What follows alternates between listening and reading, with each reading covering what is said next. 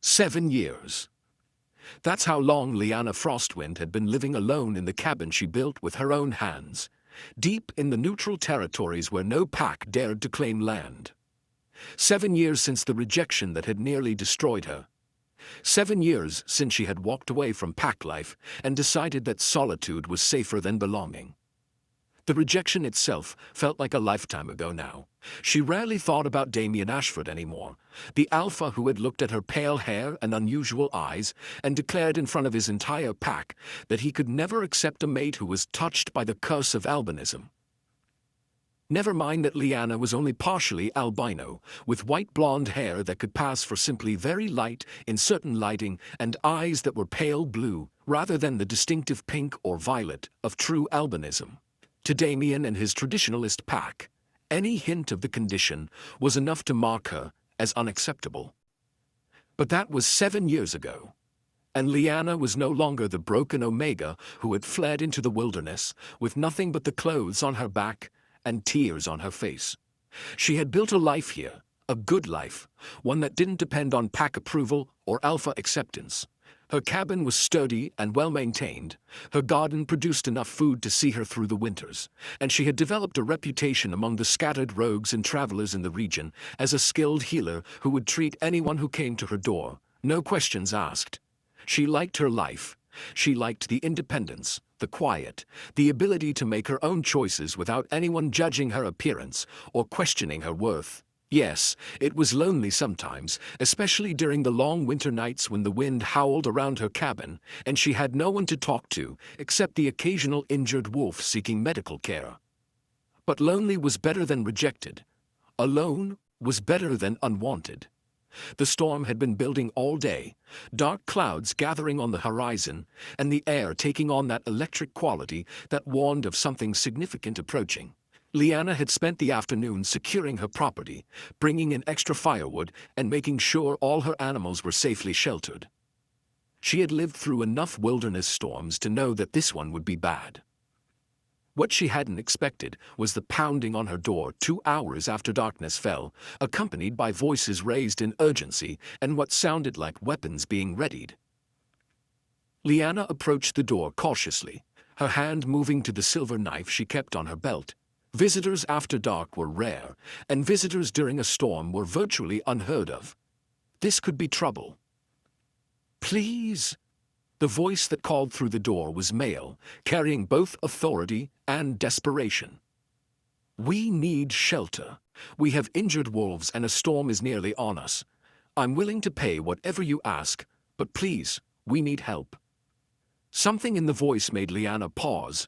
There was genuine fear there, genuine concern for others rather than just self-preservation. Against her better judgment, she cracked open the door just enough to see who was speaking. There were 10 wolves in human form standing in her clearing, all of them soaked from the rain that had already started falling. Several were supporting injured companions, and all of them looked exhausted and desperate. But what caught Lyanna's attention was the male who had spoken, tall and powerfully built, with an alpha presence so strong it made her Omega nature want to submit despite 7 years of conditioning herself to ignore such instincts. "Who are you?" she demanded, keeping the door mostly closed and her knife visible. "Why should I let strangers into my home?" "My name is Kale," the alpha replied. And something about the way he said it suggested there was more to that name than he was sharing. "We were on a scouting mission when we were ambushed by rogues 20 miles north of here. We've been traveling for hours trying to outrun them, but several of my people are injured, and the storm is getting worse. Please, I know we're strangers, but I give you my word, we mean no harm." Lyanna studied the group more carefully. 3 of the 10 were clearly wounded, being supported by their companions. All of them were shivering from cold and wet, and the storm was indeed getting significantly worse by the minute. Turning them away would essentially be a death sentence, especially for the injured ones. But letting 10 strange wolves into her home, her sanctuary, the place she had kept safe and private for 7 years, that went against every protective instinct she had developed. "Please," Kyle said again, and this time his voice was softer, more vulnerable. I know you have no reason to trust us, but my people are hurt, and I can't watch them die when their shelter's so close. I'm begging you, as one wolf to another, please help us." 7 years ago, Liana might have said yes immediately out of her Omega's natural compassion. But 7 years had taught her to be more cautious, to protect herself first. She was about to refuse when one of the injured wolves collapsed completely, and she saw the fear flash across Kale's face as he caught his fallen companion. "Damn it," Liana muttered, recognizing the look of someone who was about to lose consciousness from blood loss. Her healer's instincts warred with her self-preservation, and the healer won. "Fine, but understand this. I'm allowing you shelter because people are hurt, not because I trust you. You follow my rules, you stay only until the storm passes, and your people can travel safely, and you leave the moment I say so." "Agreed." "Agreed," Kyle said immediately, relief flooding his features. "Thank you, truly." Liana opened the door wider and stepped back, allowing the group to file into her cabin. It was a large space by her standards. She had built it with the intention of having room for patients, but 10 additional wolves made it feel suddenly cramped and overwhelming. "Injured ones on the floor by the fire," she commanded, her voice taking on the authority she used when treating patients. "Everyone else, find space along the walls and stay out of my way. I need to assess the wounded." To her surprise, all 10 wolves obeyed without question. Even Kale, who was clearly the group's alpha. He helped position the 3 injured wolves where Liana had indicated, then stepped back to give her room to work. As Liana knelt beside the first patient, she became acutely aware of eyes on her. Not hostile looks, but curious ones, and she knew what they were seeing. Even in the dim firelight, her pale hair was distinctive, her unusual coloring apparent to anyone who looked closely. "Yes, I'm Albino," she said bluntly, not looking up from the wound she was examining. "Or close enough to count. If that's a problem for any of you, there's the door." "It's not a problem," Kale said quietly. And when Liana glanced up, she saw him watching her with an expression that looked almost like wonder. "You're a healer?" "I am. This one has a deep laceration that needs stitching. The second has what looks like a broken rib, and the third—" She moved to examine the wolf who had collapsed, "has lost a lot of blood and is going into shock. I can treat them, but it's going to take time." "Whatever you need," Kyle assured her. "Just tell us how to help." The next several hours were a blur of activity. Liana worked with steady efficiency, treating wounds and setting the broken rib, while directing the uninjured wolves on how to assist. Kale proved surprisingly good at following medical instructions, holding patients still when needed, and anticipating what supplies she would need next. As she worked, Liana found herself studying the group more closely. They were clearly well-trained, moving with military precision, even while exhausted and stressed. Their gear was high quality, their weapons expertly maintained. This wasn't just any group of rogues. These were professional soldiers of some kind. "You said you were on a scouting mission," Liana said, as she stitched the worst of the lacerations. "Scouting for who? What pack do you belong to?" There was a moment of hesitation, and several of the wolves exchanged glances with Kyle. Finally, he sighed. "We're from the Northern Territory Royal Pack. I'm the Alpha King's personal scout, and these are my team." Liana's hands stilled on the bandage she was wrapping. The Royal Pack. These weren't just soldiers, they were elite royal guards. Which meant the Alpha who had been giving her orders and helping with her patients was... "You're not just any Kale, are you?" she asked, her voice carefully neutral. "You're Commander Kale Winterborn, the Alpha King's second in command." "I am," he confirmed, watching her face carefully as if trying to gauge her reaction. "Does that change anything?" Liana resumed her bandaging, forcing her hands to remain steady. "It means you're more likely to be able to pay for the supplies I'm using. Other than that, no. I don't care about pack politics or royal hierarchies out here. You're just patients who need treatment." She felt rather than saw Kale's surprise at her response, but he didn't comment on it. The storm outside had reached its full fury now. Rain pounding against the cabin's roof and wind rattling the windows. This was going to be a long night. By the time all 3 injured wolves were stabilized and sleeping peacefully by the fire, it was well past midnight.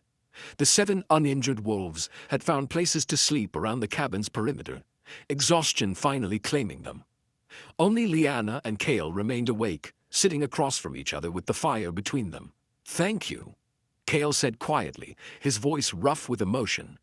"You saved their lives tonight. I won't forget that." "I'm a healer," Liana replied, checking the sleeping patients one more time. "It's what I do." "Out here, alone?" There was curiosity in his voice, but also something that sounded like concern. "How long have you been living in isolation?" 7 years. And it's not isolation. It's independence. There's a difference. "Is there?"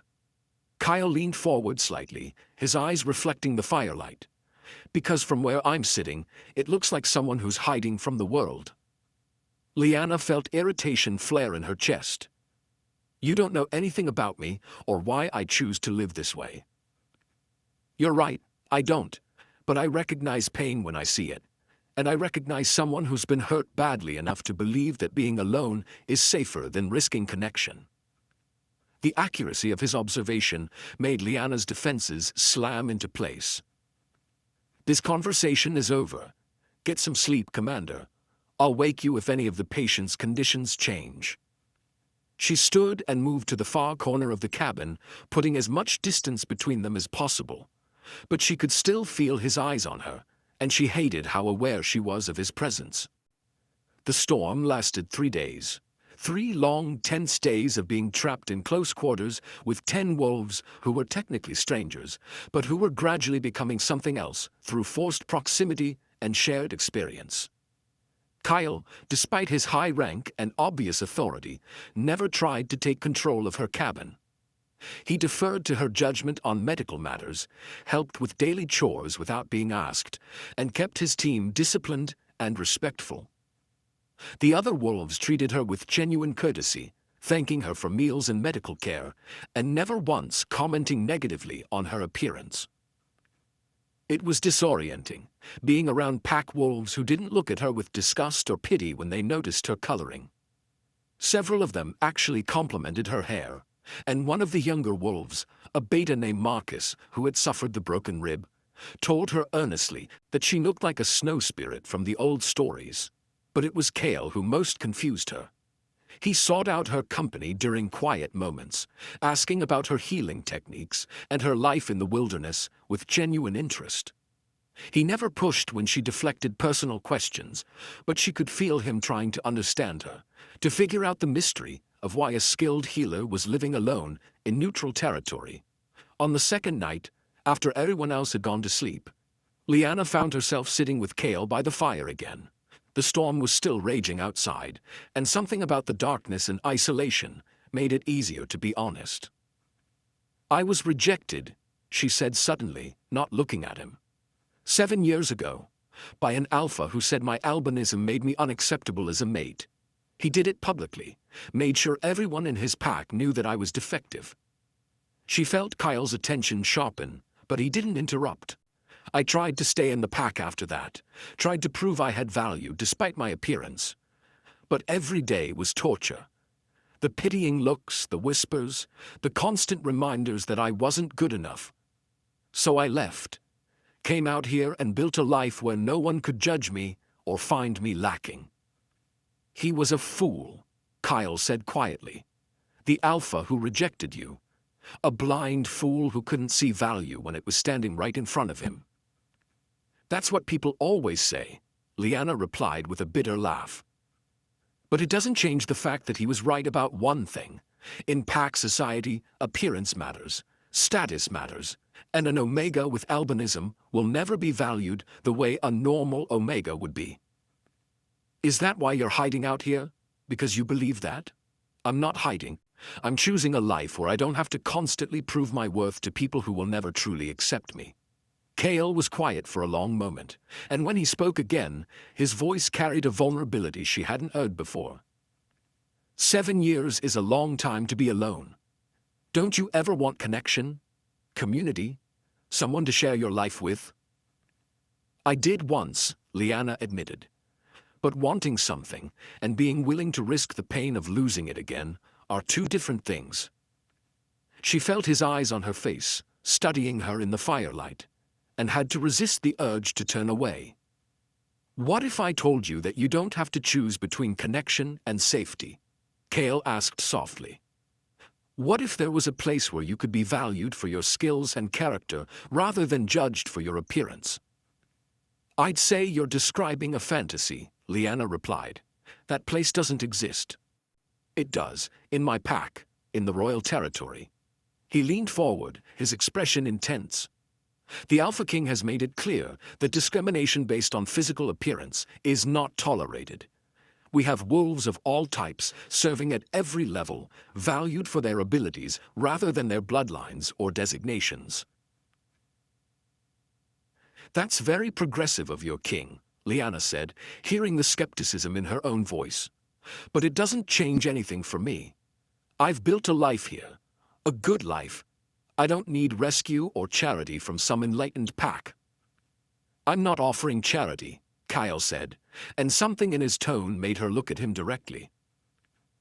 I'm offering opportunity, a chance to use your healing skills on a larger scale, to have resources and support instead of struggling alone, a chance to be part of something bigger than just survival. And in return, I'd have to give up my independence and subject myself to pack hierarchy again. No thank you. Even if I gave you my word that you would be respected and valued, that your autonomy would be protected. Words are cheap, Commander. I've heard promises before. The next morning, the storm finally began to ease. The injured wolves were recovering well, and Kale's team started making preparations to leave as soon as it was safe to travel. Liana told herself she was relieved, that she'd be happy to have her cabin back to herself and return to her peaceful solitude. But as she watched them preparing to depart, she felt something she hadn't experienced in years, reluctance to see people go. Over 3 days, these wolves had treated her with more genuine respect and kindness than most pack wolves had shown her in years. And Kale. She refused to examine too closely what she felt about Kale leaving. The injured ones should rest at least 2 more days before attempting any serious travel, she told Kale as he packed supplies. That broken rib especially needs time to set properly. I know. We'll move slowly and carefully. He paused in his packing to look at her directly. Liana, I meant what I said about the opportunity. If you ever change your mind, you would be welcome in the royal territory, as a healer, as a pack member, as whatever you wanted to be. I won't change my mind, she said, trying to sound certain. Maybe not, but just in case. He pulled something from his pack and held it out to her. It was a medallion bearing the royal crest. This will guarantee you safe passage through any territory in the north and immediate audience with the Alpha King if you choose to use it. No obligation, no pressure, just options. Liana stared at the medallion but didn't reach for it. I don't need this. Maybe not, but I'd feel better knowing you have it. When she still didn't take it, he set it carefully on the table between them. Keep it or throw it away, that's your choice. But know that the offer stands, now and always. The team left an hour later, once the storm had passed enough to make travel relatively safe. Liana stood in her doorway and watched them disappear into the forest, telling herself this was what she wanted. Her cabin would be quiet again, peaceful again, exactly the way she liked it. The medallion sat on her table for days, untouched but impossible to ignore. Liana tried to return to her normal routine, but something had shifted. The cabin felt emptier than it ever had before. Her days felt longer. The silence that had once been peaceful now felt oppressive. She kept replaying conversations with Kale in her mind, kept remembering the way his team had treated her with such easy respect, kept wondering what life might be like in a place where she didn't have to prove her worth every single day. 2 weeks after the team's departure, Liana had a visitor. An elderly wolf staggered to her door bleeding from multiple wounds, and from his scent she could tell he was from a pack she had treated before. Decent wolves who sometimes sent injured members her way. "Please," the old wolf gasped. "Rogues attacked our settlement. I'm the only one who escaped. You have to help them." Liana's blood ran cold. "How many rogues? How many wolves in your settlement?" 20 rogues at least, only 12 of us, mostly elderly and young. They wanted our territory, said we were weak and easy targets. 20 rogues against 12 defenseless wolves. By the time Liana could get any help, everyone would be dead. Unless... Her eyes fell on the medallion. 10 minutes later, Liana was running through the forest faster than she had moved in years. The old wolf's directions burned into her memory, and Kale's medallion clutched in her hand. She had no idea if this would work, if the promise of safe passage and royal audience was real, or just empty words meant to make her feel better. But she had to try. The royal patrol found her 3 hours into her journey. 6 wolves in official armor appeared from the trees, weapons ready, and Liana barely managed to gasp out, "Royal medallion," before she collapsed from exhaustion. The patrol commander took one look at the medallion, and his entire demeanor changed. "Where did you get this?" "Commander Kale gave it to me. I need to get to the royal pack immediately. There's an attack happening, wolves are dying, I need..." "How far? What direction?" Liana gave them the information, her words tumbling over each other in urgency. The patrol commander listened intently, then made a series of rapid decisions that had half his team running back toward the royal territory, while the other half prepared to head toward the settlement. "You're coming with us," he told Liana firmly. Commander Kyle left standing orders that if you ever used that medallion, you were to be given immediate protection and escort. The rescue mission that followed was something Liana would never forget. The patrol that met them at the settlement was 30 wolves strong, including Kale himself at the head. The rogues, finding themselves suddenly vastly outnumbered by royal guards, either fled or surrendered. The settlement wolves were saved, though several were badly injured. And through it all, Liana worked alongside the royal healers, treating wounds and coordinating care, while Kyle directed his soldiers with calm efficiency. It was nearly dawn before the situation was stable enough for anyone to rest. Liana found herself sitting by a fire, exhausted and covered in blood that wasn't her own, when Kale dropped down beside her.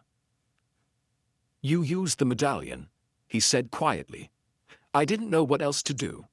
An entire settlement was about to be slaughtered. You ran for 3 hours straight to get help for wolves who weren't even your pack. They were patients, people I'd treated before. I couldn't just let them die." Kel was quiet for a moment, then said, "You know what I see when I look at you, Liana? I see someone who's been telling herself she doesn't need anyone, that she's fine alone. But the moment someone needed help, you didn't hesitate. You used the one lifeline you had, called for backup, and put yourself at risk to save people who had no claim on you. What's your point?" "My point is that you're not as independent as you think you are. You're not meant to be alone. You're meant to be part of something, helping people, making a difference. You're just afraid to admit it, because that means risking rejection again." The accuracy of his words made Liana's throat tight. "And if I'm rejected again? If I try to be part of something and it doesn't work out? Then you'll deal with it. But Liana, you can't let one alpha's stupidity 7 years ago dictate the rest of your life. You deserve more than hiding in the wilderness." Tears were building behind Liana's eyes, and she blinked them back furiously. "I don't know how to trust again. I don't know how to risk being part of something when I know it could fall apart." "Then start small," Kyle suggested gently. "Come stay at the royal territory for a month. Work with our healers, see what it's like. If you hate it, you can leave any time and go back to your cabin." But give it a chance. Give yourself a chance. Liana looked at him, at the genuine care in his eyes and the patience in his expression. Over 3 days trapped in her cabin and 1 night of desperate rescue mission, this alpha had somehow seen past every wall she had built and recognized the lonely, hurt Omega underneath who desperately wanted to belong somewhere, but was too afraid to try. 1 month, she said finally. I'll try it for 1 month, but I make no promises beyond that. The smile that spread across Kyle's face was worth every bit of fear she was feeling. That's all I'm asking. The royal territory was nothing like what Liana expected. The healer's compound was a massive facility with resources she had never dreamed of, but what struck her most was the atmosphere. Wolves of all ranks worked together with easy camaraderie, and no one looked twice at her unusual coloring. If anything, several wolves complimented her hair or asked questions about her healing techniques with genuine interest. Kale kept his promise to give her space while still making sure she felt supported. He would stop by the healer's compound occasionally to check on her, always respectful, never pushing for more than she was ready to give. But as days turned into weeks, Liana found herself looking forward to those visits, found herself seeking out his company during meals, found herself trusting him with small pieces of her story, her fears, her hopes for the future. You're different from what I expected, she admitted one evening as they walked through the compound gardens. When I heard Commander of the Royal Guard, I imagined someone cold and militaristic. But you're surprisingly human, he suggested with a smile. Surprisingly kind, patient, understanding. She hesitated, then added, I'm glad you forced your way into my cabin during that storm. I'm glad you let us in, Kyle replied, even though I know it went against every protective instinct you'd developed. They walked in comfortable silence for a moment before Liana asked, Why did you give me that medallion? Really? It wasn't just about recruitment or finding a healer for your territory. Kyle stopped walking and turned to face her fully. Because from the moment I saw you, something in me recognized you. Not just your healing skills or your strength, though those are impressive, but something deeper. Something that made me want to know you, to understand you, to find ways to make you smile. Liana's breath caught in her throat. Kyle. I know you're not ready to hear this, he continued gently. I know you need time to heal from your rejection and learn to trust again. But Liana, I need you to know that what that alpha did 7 years ago was wrong. You are not defective or unacceptable. You are extraordinary. And I would wait decades if that's what you needed to believe it. Tears were flowing freely down Liana's face now. What if I'm never ready? What if I can't get past the fear? Then we'll be friends. I'll take whatever you're willing to give and be grateful for it. He reached up slowly, giving her time to pull away, and gently wiped her tears with his thumb. But I have a feeling you're stronger and braver than you give yourself credit for. You just need time to remember that. The 1-month trial period came and went, and Liana didn't leave. She found herself integrated into the healer's compound, valued for her skills and accepted for who she was. She found friendships forming with other healers, found herself laughing more than she had in years, found herself slowly learning to trust again. And through it all, Kale was there, patient and kind, and never pushing for more than she was ready to give. Until one night, 3 months after she arrived in the royal territory, when Liana realized that somewhere along the way, she had fallen in love with him. The realization terrified her. Love meant vulnerability. Love meant risk. Love meant potentially giving someone the power to destroy her, the way Damien had destroyed her 7 years ago. But as she watched Kale training with his team, saw the way he treated every wolf with respect, regardless of rank, remembered the countless small kindnesses he had shown her over the past months, Liana understood that not all love was the same. Not all alphas were Damien. And maybe, just maybe, she was brave enough to try again. She waited until after training, when Kyle was alone, before approaching him. "Can we talk?" "Always," he replied immediately, concern flickering across his face at her serious expression. "What's wrong?" "Nothing's wrong. Actually, something might be very right, and that terrifies me." She took a deep breath, gathering her courage. "I love you. I don't know when it happened or how, but somewhere between you demanding shelter in a storm and now, I fell completely in love with you. And I'm terrified, because the last time I loved someone, they destroyed me." Kale's expression transformed, hope and joy, and fierce protectiveness, all mixing together. "Liana." "I'm not finished," she interrupted. "I need you to understand something. If we do this, if I let myself be with you, I need to know that you're in this completely. That you won't wake up one day and decide my appearance is too unusual, or that I'm not valuable enough to stand beside a commander. I need to know that you see me, all of me, and want me anyway." "I see you," Kale said, closing the distance between them until they were sharing the same breath. "I've seen you from the beginning. Your strength, your compassion, your stubborn independence, your beautiful heart. And yes, I see your white hair and unusual eyes, and they're perfect because they're part of you. You are not a compromise or a second choice or someone I'm settling for. You are everything I've been waiting to find." When he kissed her, it felt like coming home to a place Liana had never been, but had always been searching for. 7 years of walls and protection came crashing down, and in their place was something terrifying and wonderful and absolutely right. When they finally broke apart, Liana was crying again, but this time they were tears of happiness rather than pain. "I'm still scared," she admitted. "Good," Kyle replied, pulling her close. "Being scared means you're being brave, and I'll be right here beside you, every step of the way." The rejected Omega, who had spent 7 years alone in the wilderness, had finally found her way home. Not because she was rescued or because she had no other choice, but because she had been brave enough to risk connection again, to trust that not every alpha was like the one who had rejected her, to believe that maybe, just maybe, she deserved to be loved exactly as she was. And when the Alpha King himself asked Kale about the remarkable albino healer who had captured his second-in-command's heart, Kale's response was simple and absolute. "She's the strongest wolf I've ever met, Your Majesty, and I'm the luckiest alpha alive that she chose to give me a chance." Sometimes rejection is just the universe's way of clearing a path for something better.